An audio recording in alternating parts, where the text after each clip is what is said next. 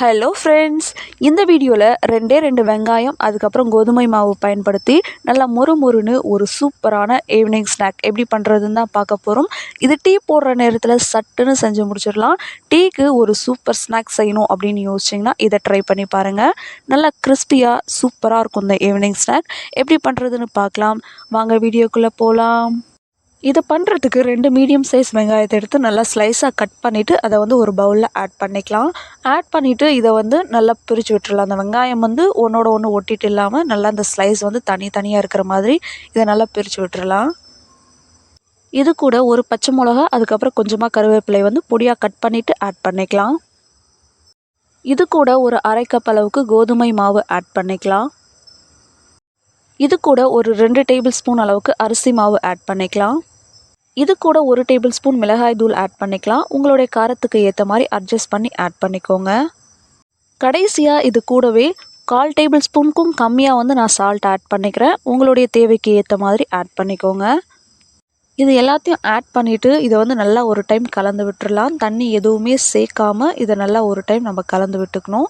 இது கூட உங்களுக்கு இந்த கரம் மசாலா, கொத்தமல்லி இதெல்லாம் இருந்தாலும் ஆட் பண்ணிக்கோங்க. இப்போ இதை தண்ணி சேர்க்காமல் நம்ம ஒரு டைம் நல்லா கலந்து விட்டுறலாம். அடுத்ததாக இதுக்கு தேவையான அளவு தண்ணி ஊற்றிட்டு இதை நம்ம நல்லா பிசைஞ்சு எடுத்துக்கலாம். எனக்கு இதுக்கு ஒரு 1/2 கப்லேருந்து ஒரு 3/4 கப்புக்கும் கம்மியாக தான் தண்ணி தேவைப்பட்டது. அதனால் அளவு பார்த்துட்டு சேர்த்துக்கோங்க. இது ரொம்ப தண்ணியாக நம்ம பிசைஞ்சிடக்கூடாது. கொஞ்சம் நல்லா திக்காக இருக்கணும். போண்டா மாவை விட நல்லா கொஞ்சம் திக்காக இருக்கணும். அந்த மாதிரி பார்த்து பிசைஞ்சு எடுத்துக்கோங்க. பாருங்கள், நல்லா இந்த மாதிரி இந்த அளவுக்கு திக்காக இருக்கணும். இப்போ இது ரெடியாக இருக்குது. அடுத்ததாக நம்ம பொரிக்கிறதுக்கு ஸ்டார்ட் பண்ணிடலாம். இதை ஃப்ரை பண்ணுறதுக்கு ஒரு பேனில் தேவையான அளவுக்கு எண்ணெய் சேர்த்து எண்ணெய் நல்லா சூடானதும் இதில் கொஞ்சம் கொஞ்சமாக நம்ம போண்டா மாதிரி எடுத்து இதை கொஞ்சம் கொஞ்சமாக நம்ம சேர்த்துக்கலாம்.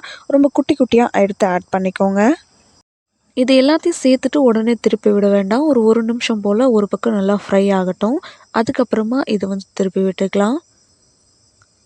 பாருங்கள், இப்போ ஒரு பக்கம் நல்லா 1 நிமிஷம் போல் ஃப்ரை ஆகிடுச்சு. இப்போ அடுத்த பக்கம் இது எல்லாத்தையும் திருப்பி விட்டுக்கலாம். அடுத்த பக்கமும் திருப்பி விட்டு மறுபடியும் ஒரு நிமிஷம் போல் இதை நல்லா ஃப்ரை பண்ணிக்கலாம்.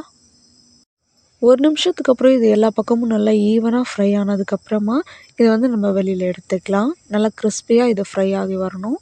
எல்லா பக்கமும் ஈவனாக நல்லா கிறிஸ்பியாக வந்ததுக்கப்புறமா இதை நம்ம ஆயிலிருந்து வெளியில் எடுத்துக்கலாம். இதே மாதிரி மீதி இருக்கக்கூடிய எல்லாத்தையும் நம்ம பொரிச்சு எடுத்துக்கலாம்.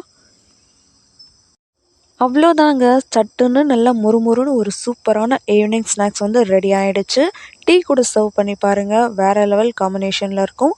செஞ்சு பார்த்துட்டு ஃபீட்பேக் சொல்லுங்கள். வேறு ஒரு வீடியோவில் பார்க்கலாம். பாய்.